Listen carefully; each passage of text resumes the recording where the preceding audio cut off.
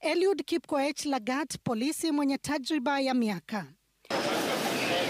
Alianza taaluma yake kwenye kikosi cha huduma za polisi mnamo mwaka wa 1998 alipojiunga na kikosi baada ya kukamilisha mafunzo yake kiganjo.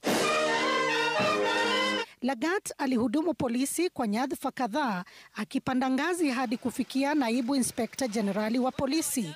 Kabla ya mauaji ya Albert Ojwang kutia doa taaluma yake, Lagat alihudumu kwenye nyadhifa mbalimbali kuu, ikiwemo kwa naibu kitengo cha uhalifu, mkuu wa kitengo cha uchunguzi na hata mkuu wa kitengo kinachoshughulikia mabomu na vifaa hatari.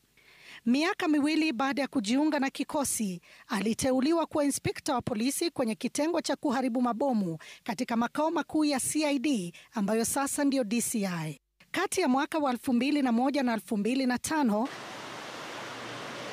Lagat alikuwa mchunguzi wa uhalifu katika makao hayo ya upelelezi. Mnamo mwaka wa 2020 alitajwa kuwa naibu mkurugenzi kwenye kitengo cha mageuzi ya DCI, na miaka miwili baadaye, mwaka wa 2022, alitajwa kuwa mkuu wa uchunguzi kwenye wadhifa alioshikilia hadi Aprili mwaka jana alipotajwa kuwa kamanda wa polisi.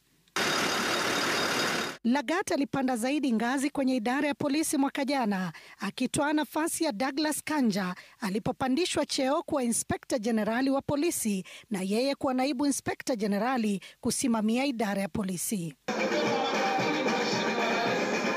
Kabla ya kuwa naibu inspekta wa polisi, alisimamia kitengo cha GSU mwaka wa 2023 kama kamanda, pia akiwa miongoni mwa walioteuliwa kuhojiwa kujaza nafasi ya George Kinoti baada ya kufutwa kazi na Rais William Ruto. Lagat ana shahada ya uzamili ya mizozo na amani kutoka Chuo Kikuu cha Nairobi na shahada ya degree ya teknolojia magari kutoka Chuo Kikuu cha Baraton. Amepokea tuzo kadhaa za utendakazi, ikiwemo hadhi ya EBS kwenye tuzo za Rais, kabla mauaji ya mwanablogu Albert Ojwang kupaka tope uzoefu wake wa miaka mingi sana na shinikizo za kumtaka kujiondoa ofisini.